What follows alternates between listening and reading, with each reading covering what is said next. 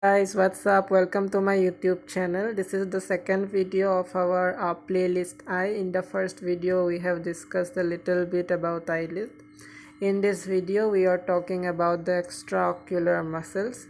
So without further ado, let us start. Now what do we mean by actually extraocular muscles? You see that for an eye we are having two types of muscle in relation to eye or eyeball. We are having two types of muscle mainly. One is extraocular muscle and the second one is intraocular muscle. Okay, so the extraocular muscle, they are 7 in number. On the other hand, intraocular muscle, they are basically 2 in number. Okay, the intraocular muscle, it includes dilator pupillae and sphincter pupillae. On the other hand, the extraocular muscles, they are 6 voluntary muscles which are responsible for movement of the eyeball, and one voluntary muscle which is responsible for movement of eyelid, which we have already discussed in our previous video on eyelid, which is nothing but levator palpebrae superior. So we are not going to talk about that extraocular muscle. We will talk about the rest part, that is the 6 extraocular muscles. And the intraocular muscles, they are controlled by parasympathetic nervous system, and you know that they are present inside the eyeball and hence they are called intraocular muscle. On the other hand, extraocular muscle, they are extrinsic muscles of eyeball. Now the extraocular muscles, that is the 6 extraocular muscle, apart from levator palpebrae superioris, we are having two categories. One is rectus, another is oblique. This is depending upon the shape and course of the muscle fibers. Okay, now as you can guess that rectus means it is straight. So the rectus muscles, they are straight in their course. On the other hand, the oblique muscles, they are oblique in their origin and insertion. Basically their insertion on eyeball. Okay, so the rectus muscle, what are the 4 rectus muscle? This is superior rectus, inferior rectus, medial rectus and lateral rectus.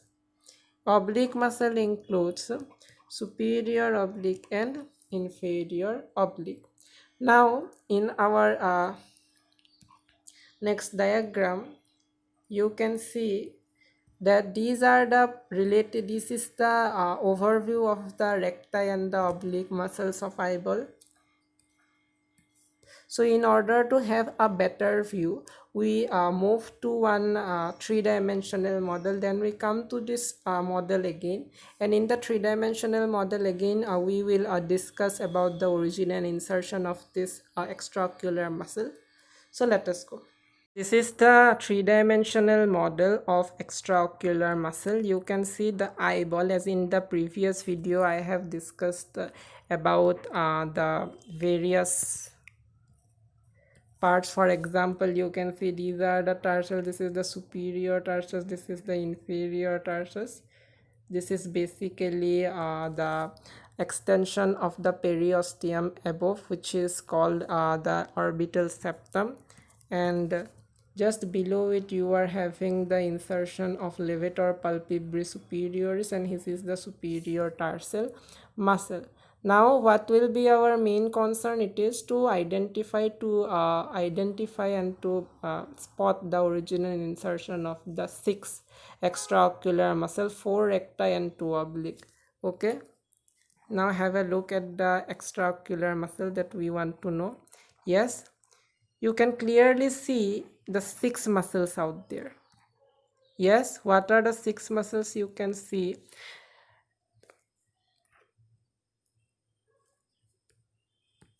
This is one straight muscle. You can observe the upper muscle, this muscle which is above the straight muscle, this is the superior tarsal muscle. So don't think about this, I am talking about the muscle I am highlighting with green. Okay, this is first straight muscle, then this is the second straight muscle, this is the third straight muscle, and you can see that inferiorly you are having another straight muscle. Straight mean rectus. So these are the 4 recti muscle. Okay, now as I already said that this is lateral, medial, superior and inferior, we are having actually the superior rectus, inferior, medial and lateral rectus. So let us designate them. This is the medial rectus, this is the lateral rectus, the upper one, this is the superior, and the lower one we are having the inferior rectus. Okay, now let us come to the origin and insertion of the recti muscle, the forerecti muscle.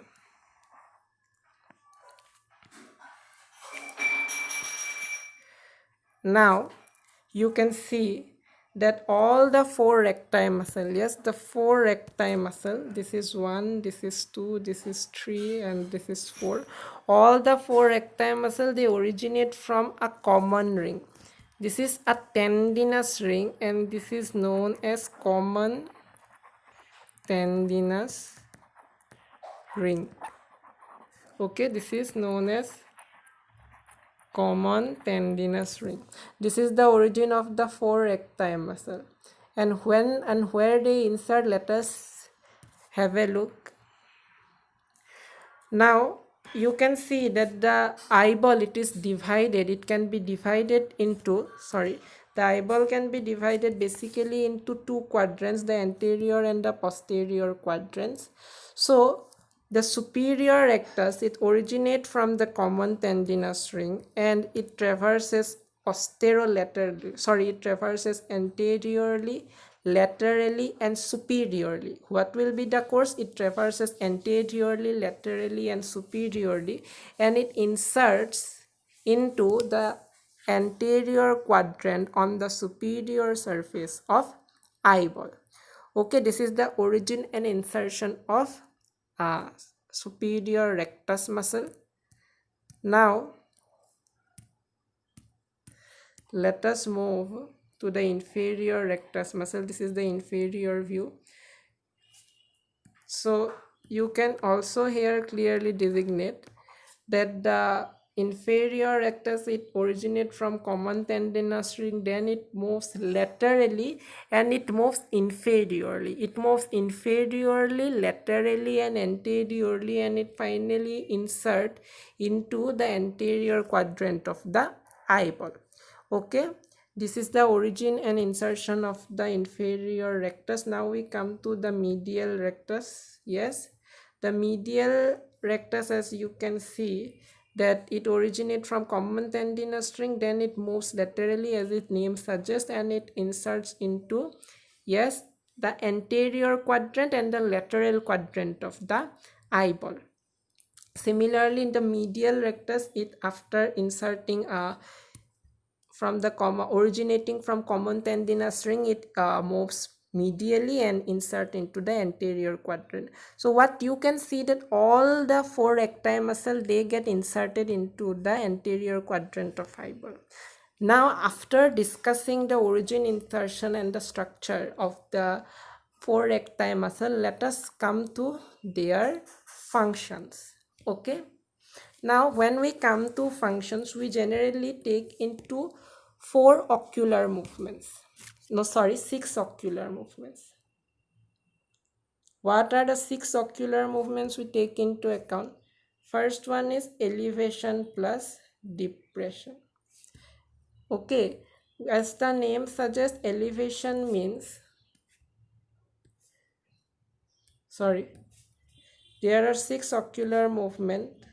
First one is elevation plus depression, and as the name suggests,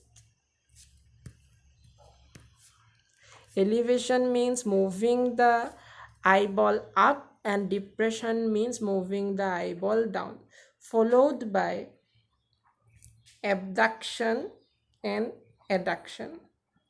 And the third one that we are having, this is nothing but intorsion and extorsion.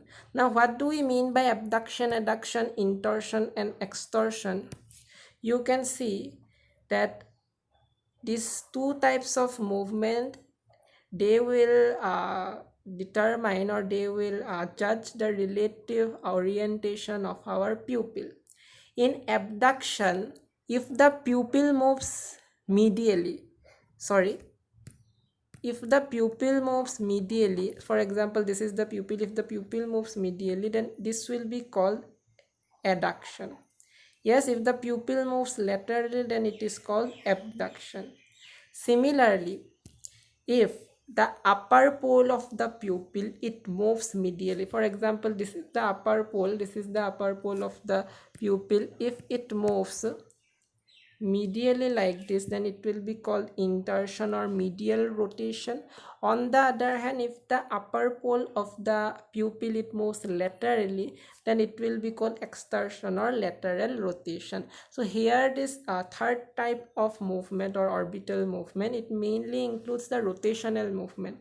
Okay, intorsion or extorsion, the extorsional movement mainly. And the second type of movement, when the pupil or the eyeball, if it moves medially, we call it adduction. Okay, and if it moves laterally, we call it abduction. Now let us come to the muscles which will cause this type of movements. Now first we come to the superior rectus and the inferior rectus muscle. Now you can see that the superior rectus muscle, after originating from common tendinous ring, it moves laterally. Yes, and it finally inserts into the anterior quadrant of the superior surface of eyelid. So you can imagine clearly that if the superior rectus contracts, then it will cause elevation. This is the first movement. Superior rectus cause elevation.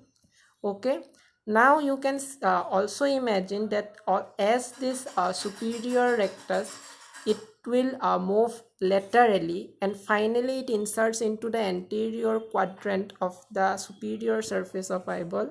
So its contraction will move the eyeball medially, so it will cause adduction. Along with it, as it is attached to the superior surface, so the upper pole of the eyeball, it will be moved medially, so it will cause intorsion. Okay, now we come to the inferior rectus function. It is inserted into the posterior inferior surface of eyeball, so it will cause depression first. Second thing, as it also moves laterally. Yes, it moves laterally from the common tendinous ring, so its contraction will move the eyeball medially, so it will also cause adduction. Now, as the inferior rectus, you can see that this inferior rectus, when it contracts, then the upper pole of the eyelid, it will be now moved where? Yes, it will be moved laterally, because here you can see that if it contracts, no, if for example, if you see this is the inferior rectus, if it contracts, the upper pole of the eyelid, it will move laterally, obviously, hence it will cause external rotation. So superior rectus will cause internal rotation, elevation and adduction. On the other hand, the inferior rectus will cause extorsion, it will cause adduction, and it will cause depression. Yes, now you think about one thing, that the superior oblique and inferior oblique, they are also attached to the superior surface of the eyeball, but their function differs apart from the medial and the lateral rotation. That is, both superior rectus and superior oblique, it will cause medial rotation. Yes, both superior rectus and superior oblique, it will cause medial rotation or intorsion. On the other hand, both inferior rectus and inferior oblique, it will cause lateral rotation or extorsion. Now, what will be the difference between the function of superior rectus and superior oblique, or inferior rectus and inferior oblique? That is, between the straight muscle and the oblique muscle. It comes in the form of elevation, depression, and abduction, adduction. You see that the superior rectus, when it causes elevation, the superior oblique, it will cause depression. Similarly, when the inferior rectus cause depression, the inferior oblique will cause elevation. Let us have a look at it first. Now this is the oblique muscle. At first, now discuss the origin and insertion of this oblique muscle.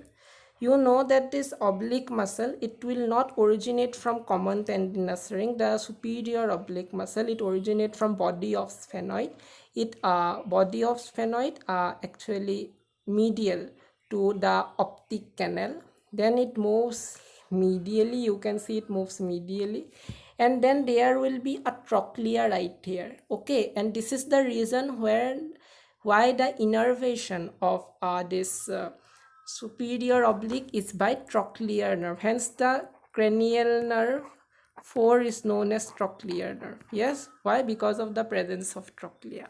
Then the tendon of superior oblique, it will move. Yes, it will move laterally, and it is finally inserted where? On the posterior quadrant. Remember, it is not the anterior quadrant but the posterior quadrant of the superior surface of eyeball. Now you can imagine right now that if this tendon contracts, basically if the tendon contracts, then first thing first, that it will cause abduction. It will not cause adduction, it will cause abduction. So superior oblique cause abduction first. Second thing, as I already said, that it has same function as the superior rectus in form of form of medial rotation or intorsion. Yes, and in case when its contraction, and there is another function that the superior oblique, it will cause depression. So what is the function? It will cause abduction, intorsion and depression. Now we come to the inferior oblique muscle. You can see this is the inferior oblique muscle, and always remember, inferior oblique, it is the only muscle which does not originate from the posterior surface of the orbital cavity. It originates from the medial surface, yet it originates from the medial side of the floor of the orbital cavity. It moves laterally and it finally inserts into the posterior quadrant of the eyeball. Yes, now you can see that this inferior oblique, I already said this inferior oblique, it has same function with inferior rectus in the form of extorsion. That both inferior oblique and inferior rectus, it will cause extorsion or lateral rotation of the eyeball. But you see one thing, that its function differs only in the form of elevation. Yes, because inferior oblique, it will cause depression, and also we know that both superior rectus and inferior rectus, it cause adduction, but we know that inferior oblique and superior oblique, it will cause abduction. Yes, it will cause abduction of eyeball. So what will be the function? Its function will be extorsion or external rotation, depression and abduction of eyeball. So in summary, what we can say, that both that superior rectus and inferior rectus, it will cause adduction of eyeball. On the other hand, superior oblique and inferior oblique, it will cause abduction of eyeball. Now we come to the final two muscles, that are the medial rectus and lateral rectus, and as the name suggests, you can guess that they are contraction. The medial rectus, this is the medial rectus and this is the lateral rectus. The contraction of medial rectus, it will cause adduction, and the contraction of lateral rectus, it will cause abduction. So in this way we have completed the three-dimensional model. Now we go to the theory part again.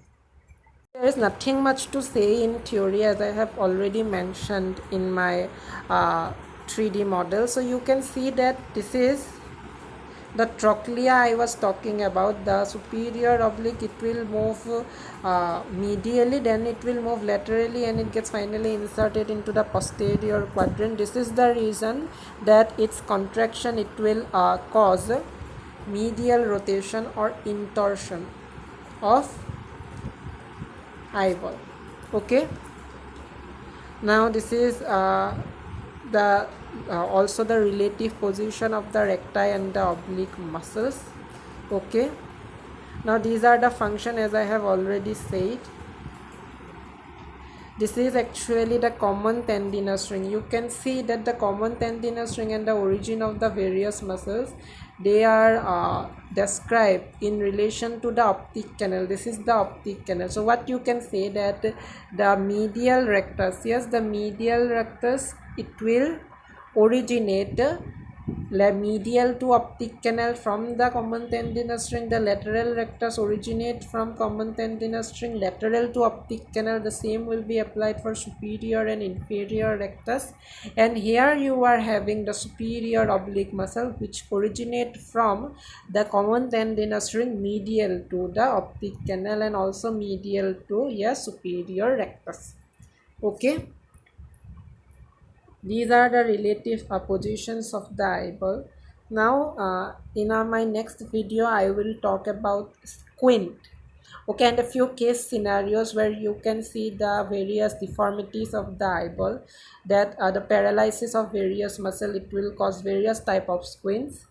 So in this way I have completed the today's session. So if you like my work, then please do like, share and subscribe to my channel. Thank you very much.